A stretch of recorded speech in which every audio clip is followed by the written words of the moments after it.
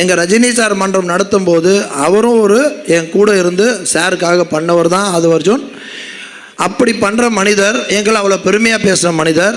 இப்போ ஒரு இஷ்யூ அன்றைக்கி போராட்டத்தில் அவர் பேசுகிறதா பெரிய சர்ச்சைகள் இருக்குது. ஆனால் ஒரு அற்புதமான மனிதர் ரஜினி சார். அதில் எந்த மாற்றமும் யார் சொன்னாலும் நான் ஏற்றுக்க மாட்டேன். அவர் பயந்தாங்கோலி கிடையாது, போராட்ட குணமுடையவர். இல்லைன்னா அன்றைக்கெலாம் நிறைய பேரை எதிர்த்து குரல் கொடுத்த மனிதர். அவரெல்லாம் போராட்ட குணமுடைய மனிதர். அப்படிப்பட்ட தைரியசாலாம் நீங்கள் பார்க்கவே முடியாது. அதனால் என் பழகின இதில் 45 வருஷம் பழகிருக்கின்ற உரிமையில் அவரை பற்றி நான் சொல்கிறேன். எனக்கு ஆதவ அர்ஜுன் சாரை ஒரே ஒரு கோரிக்கை மட்டும் வச்சுக்கிறேங்க.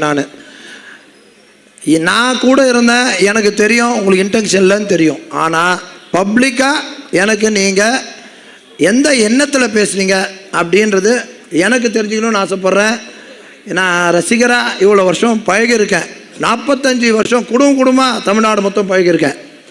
ஆனால் உலகத்தில் இருக்க எல்லா ரஜினி ரசிகர்களுக்கும் ஒன்றே ஒன்று சொல்கிறேன். ரஜினி சாரை பற்றி யாராவது இதில் எது பேசினாலும் உங்கள் சார்பாக நான் கேள்வி கேட்பேன். உங்கள் சார்பாக ஏன் பேசுங்கன்றது புரிய வைங்கன்னு கேட்பேன். அதனால் உலகத்தில் இருக்க எல்லா ரசிகருக்கும் சொல்கிறேன், உங்கள் சார்பாக நான் டிவிகேயில் இருக்கிறேன்றதை புரிஞ்சுக்கிட்டு எந்த மேற்கொண்டு எதுவும் இல்லாமல் புரிஞ்சுக்கணும்னு நினைக்கிறேன். நான் விட மாட்டேன். அதே மாதிரி எனக்கு இன்றைக்கி ஆதவ அர்ஜுன் சார் உங்களை தான் எனக்காக அது எங்கள் ரசிகர்கள் ரொம்ப வருத்தப்படுறாங்க, நீ ஏதோ தப்பாக பேசுன மாதிரி.